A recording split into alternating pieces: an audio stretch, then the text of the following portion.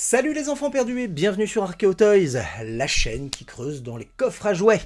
Aujourd'hui, une fois n'est pas coutume, je vous propose une petite critique ciné.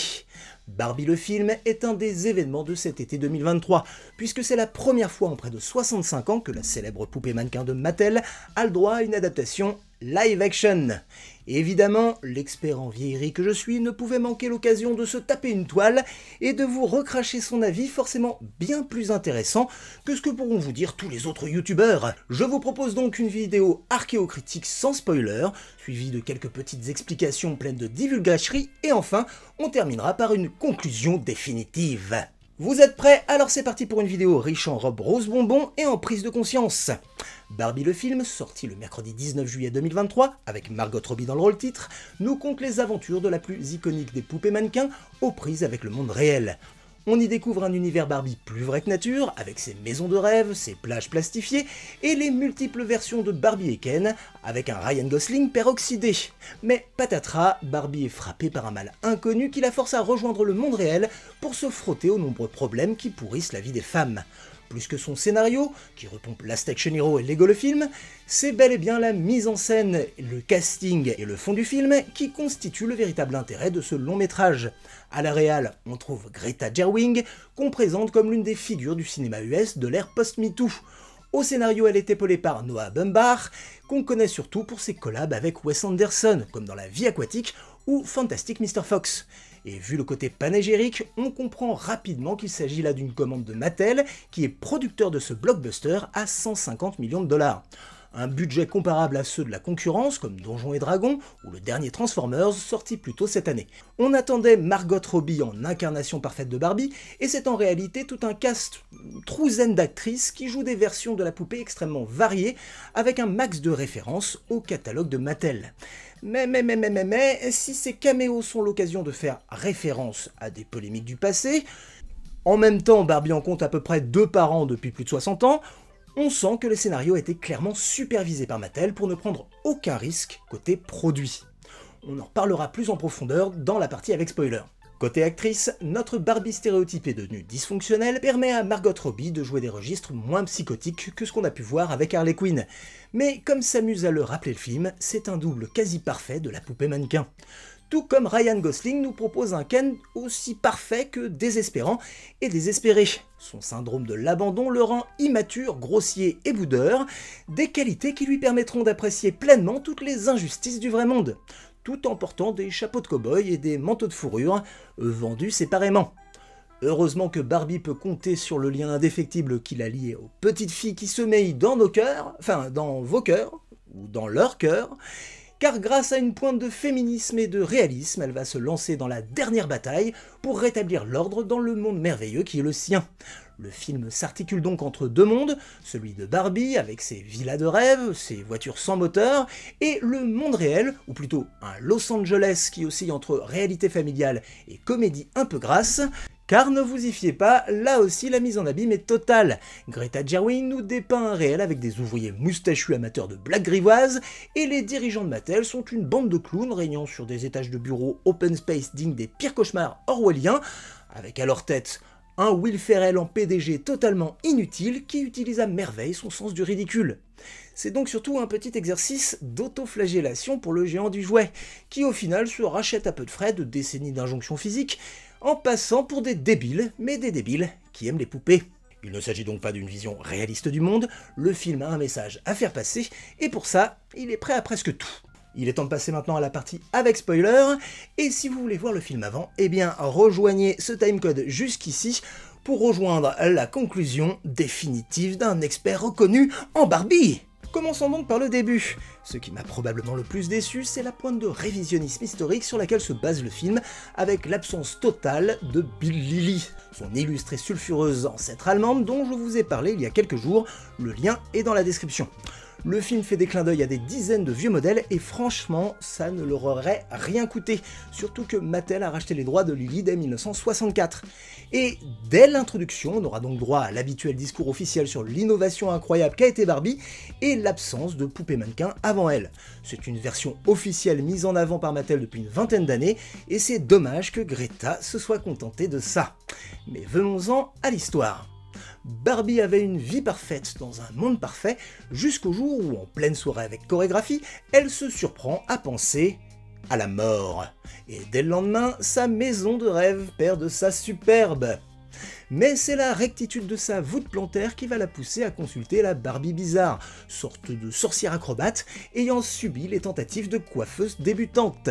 Le film est bourré de références à 2001 l'Odyssée de l'espace, mais la scène où Barbie doit choisir entre un escarpin façon Cendrillon et une sandale Birkenstock tape carrément dans Matrix et dans les mêmes internets. La fameuse pilule rouge des complotistes a l'avantage d'avoir des semelles orthopédiques. Et franchement, c'est très bien trouvé. Notre Barbie parfaite devra traverser son univers tout droit sorti du catalogue Mattel pour trouver un portail lui permettant de rejoindre le vrai monde et la petite fille qui croit en elle. Et si Barbie se prend une claque face à la dureté du vrai monde pour les femmes, l'éternel friendzonée va très vite goûter aux joies du vrai patriarcat sauce Marlboro. Devenu le cheval de Troie de valeur opposée à celle de Barbie, Ken Gosling sera sur le point de transformer pour toujours Barbieland après avoir converti toutes les Barbies sans qu'on comprenne vraiment comment. Pendant ce temps-là, notre Barbie découvre que les dirigeants de Mattel ne sont pas les femmes qu'elle croit, et que les petites filles sont parfois plus âgées que ce qu'elle aurait pu le penser. Ce qui est sûr, c'est qu'à son retour, Barbie va avoir besoin d'un coup de pouce féministe de la part d'un enfant perdu devenu mère de famille pour désintoxiquer les Barbies et préparer une révolution silencieuse. Pour cela, elle fait à nouveau appel à Barbie bizarre, accompagnée de quelques modèles de Barbie retirés du marché. Je l'ai dit tout à l'heure, le film se moque beaucoup de Mattel et de ses dirigeants, mais ne pointe jamais de véritables poupées problématiques, comme la poupée parlante qui n'aimait pas les maths, par exemple. Et quand on y fait référence, on évite d'expliquer pourquoi. C'est le cas de Barbie Caméra, capable de filmer grâce à un appareil dans sa poitrine, accusée à plusieurs reprises d'être utilisée dans des affaires de pédophilie. Parfois ça tourne carrément à l'autocensure, comme avec Ken Boucle d'oreille magique. On le voit dans une seule scène, il fait une petite blague sur son anneau magique, mais ce n'est pas de sa boucle d'oreille dont il est question. Ce Ken Magic Earring, avec son gilet violet, est devenu l'égérie de la communauté gay au début des années 90, surtout grâce à son pendentif avec un anneau, le fameux Magic Earring, qui ressemble à s'y méprendre à un sextoy masculin. Mattel refusera ce genre de publicité et cessera sa production. Étrangement, plus de 30 ans plus tard, et dans un film réservé aux adultes, le personnage est cadré de manière à ce que le pendentif soit coupé, et je suis presque certain que c'est une demande du fabricant. Et puis il y a aussi des clins d'œil qui sont un peu trop forcés, comme Alan, le copain de Ken, joué par Michael Cera. Alors oui, c'est drôle, mais là aussi, il préfère passer à côté du vrai sujet, parce que Alan, c'est surtout le compagnon de Midge, la poupée enceinte, ce qui expliquerait pourquoi il veut fuir Barbieland. Mais à la place, on aura le droit à quelques vannes vaguement homophobes. Mais en réalité, c'est probablement le final qui va en laisser quelques-uns perplexes. Les Barbies vont se servir dans leur principale arme, la séduction, et vont carrément provoquer une guerre en rendant les Ken jaloux, en jouant les échangistes. Un conflit qui va déboucher sur une bataille digne du soldat Ryan, qui permet aux Barbies d'éviter que les Ken aillent voter pour un changement de constitution. Barbie va réussir son coup de force démocratique et rétablir l'équilibre dans ce petit refuge féminin. C'est évidemment une métaphore des conflits post-Seconde Guerre mondiale qui ont accompagné la première phase de libération de la femme, ou un pied de nez à l'attaque du Capitole par les fans de Donald Trump.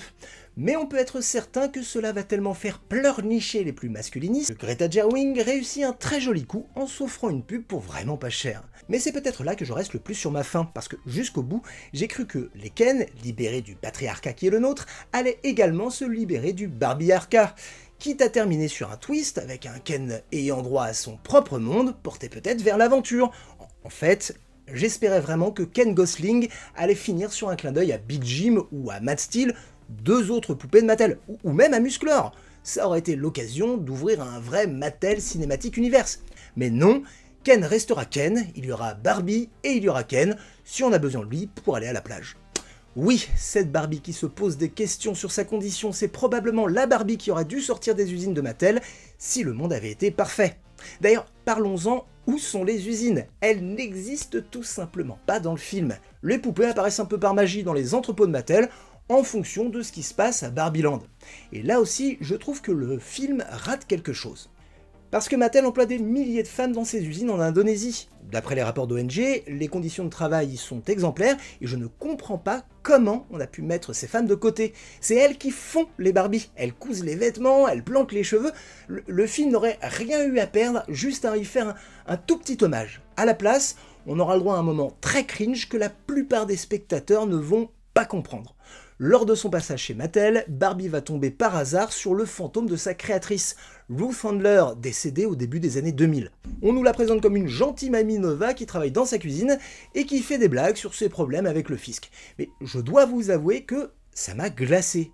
Non pas parce que Ruth a volé Barbie aux Allemands, mais surtout parce que Ruth Handler n'avait pas grand chose à voir avec la gentille mamie qu'on voit dans le film. C'est une femme d'affaires qui pesait plus de 100 millions de dollars. Une femme de pouvoir. Et ce que ne dit pas le film, c'est que 15 ans après le lancement de Barbie, elle et son mari seront poussés dehors et ils seront obligés de vendre toute leur part de l'entreprise à la fin des années 80. Et là, Mattel vient nous dire qu'ils ont son fantôme emprisonné au 17e étage de leur tour. Je trouve ça hyper irrespectueux. Et puis comme un clou dans le cercueil rose, notre Mamie Nova révèle à Barbie qu'elle l'a nommée comme sa fille, Barbara, mais elle ne lui dit pas que Ken est inspiré de Kenneth, son frère. Oui, bah oui, Barbara et Kenneth sont frères et sœurs, et encore une fois, ça aurait été une super occasion de mettre un point final au questionnement sur leur relation, avec un véritable argument rigolo et historique. C'est bon, vous êtes de retour pour la conclusion ? Eh bien, plus qu'une comédie, Barbie le film est une fable moderne plutôt réussie. Les premières bandes annonces avaient surpris et on comprend que beaucoup de gens se réjouissent de voir cette icône du siècle dernier se déconstruire sur très grand écran. Mais si cela nous paraît si novateur, c'est peut-être parce qu'il est bien tard. C'est la première fois en 65 ans que Barbie apparaît en chair et en os. Et si Mattel se lance enfin au cinéma, c'est pas tant par amour de l'art que par nécessité. Faut dire que ces 20 dernières années ont été très compliquées pour Barbie, et que ce n'est que depuis 2016 que le fabricant a changé son fusil d'épaule avec des poupées plus proches du vrai monde. En embauchant Greta Gerwig, Mattel fait un peu vite oublier les dizaines de films d'animation à base de Barbie princesse attendant le Ken charmant. Et c'est peut-être ce qui pêche. Barbie a tellement à se faire pardonner qu'il faudrait au moins 12 saisons de 26 épisodes pour réparer tout ce qu'elle a pu faire. Alors oui, les couleurs fluo et les panoplies tout-terrain sont farcis de nostalgie. Oui, les pectoraux de Ryan Gosling semblent avoir leur propre personnalité, mais je crois que ce qui me déçoit le plus, c'est le manque d'originalité sur la forme. Greta nous a préparé une belle partition, mais elle est tellement concentrée sur son message qu'on a parfois l'impression qu'elle coche des cases. C'est très beau, bourré de références à des chefs-d'œuvre, mais pour l'histoire, c'est Lego le film. D'ailleurs, c'est très bizarre puisque Will Ferrell y joue quasiment le même rôle. Bon, même s'il a perdu quelques points de QI entre les deux. Et comme ça se voyait un peu trop, on a collé à Barbie le Ken qu'on avait pu voir dans Toy Story. Là aussi, c'est pas hyper original. Bon, je suis un vieux barbon qui grogne, le film reste plein de bonnes idées. Mention spéciale pour Ken Sirène, que j'espère pouvoir ajouter un jour à ma collecte. Et comme c'est la grande mode actuellement, le film ne pouvait éviter ses star talents, avec Seb anciennement Lafrite pour doubler Ken Sena Sirène, et Lena Situation pour donner sa voix à la chanteuse Dua Lipa. Le reste du cast est plutôt réussi, mais Warner a fait le choix de ne pas adapter les nombreuses chansons qui ponctuent le film. On se contentera de sous-titres, et c'est un peu dommage, surtout quand c'est au milieu d'un dialogue. Mais évidemment, sur le message, Barbie a raison sur tous les points. Si Greta Gerwig est obligée d'aller un peu vite, c'est probablement pour ne rien perdre de ce petit espace de liberté féministe que constituent les 1h54 de ce film. C'est un appel à la parole féminine, à la sororité, et rien que pour cela, allez le voir avec des amis. Pourtant, est-ce que Mattel va changer ses habitudes marketing auprès des petites filles? Quand on regarde les affiches des derniers films d'animation sortis, on sait d'avance que c'est non. Après, j'ai conscience de ne pas être le public visé, et surtout, je sais que mon regard est déformé par tout ce que je sais sur Barbie et sur le jouet en général. Alors, allez voir Barbie au cinéma, que ce soit en couple, avec des copines, entre bandes de copains, et allez boire un verre après pour partager vos souvenirs d'enfance ou tout simplement parler de la vie. Ce qui est certain, c'est que Barbie le film restera dans les annales. Je suis persuadé qu'on en parlera encore dans une dizaine d'années. Et on peut d'ores et déjà espérer qu'un second opus viendra corriger les petits problèmes que j'ai énoncés. Voilà, j'espère que cette petite vidéo vous a plu. Et vous, avez-vous vu Barbie le film? Êtes-vous d'accord avec l'avis de votre serviteur? Dites-le moi dans les commentaires. Quant à nous, on se retrouve très vite, et en attendant, n'oubliez pas que vous avez été des enfants.